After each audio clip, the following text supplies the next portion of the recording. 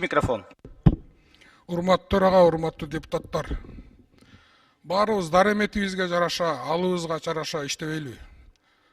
Алмазбек Акунжанович, акыркы убакта өкмөт бир кызыктай ситуацияга, абалга баратасыңар. Бардык нерседе налогторду чогултпайбыз, налог жаңы киргизбейбиз, налогдун баарын мурунку эле чогултуп атабыз деп коюп, кайра налогторго көбөйтүүгө баштадыңар. Кандай кылабыз?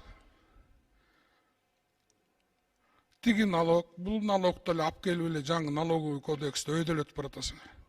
Бул өкмөт элдин өкмөтүбү, жогорку кеңеш элдин өкүлүбүз.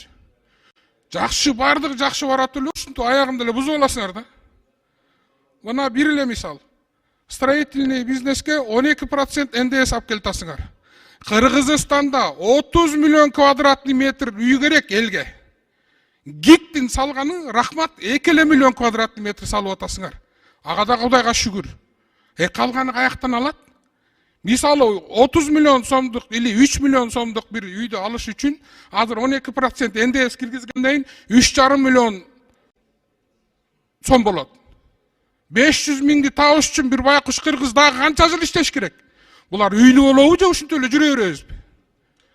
Стратегический кээ бир нерселер, багыттар бар да.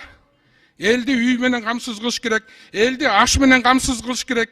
Ушуларга тийбегиле да, калганынан чогултсаңар дагы ушул үйгө тийбегиле да, үстүндө үй жокторгочу.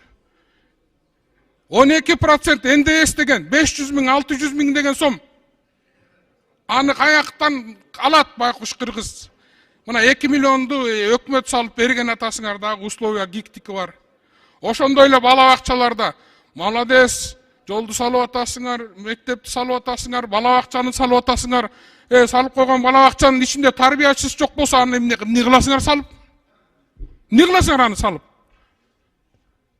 Бала бакчасы жок, садиктин эмнеси керек? Үйдө кунары жок, баладай эле дал. Мына бир мындай башы мындай ошолону карап аткан министрликтердин башы иштейби кичине? Бул пландоо деген барбы мына? Эмне мындай кылабыз, тигиндей кылабыз деп? Мындай кичине иштеш керек да, бул соц тармакты карагандарчы. Бала бакчаны салгандан кийин аны кантебиз?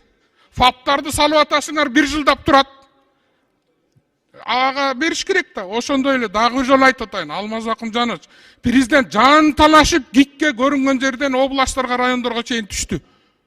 Бирок аны деген эртең кымбаттатып ийгенден 12% НДС тап келгенден аны ала албагандан кийин ал үйлөрүңдүн кимге кереги бар? Болбойт мындай. Ойлонолу. Рахмат. Рахмат. Биринчи микрофон.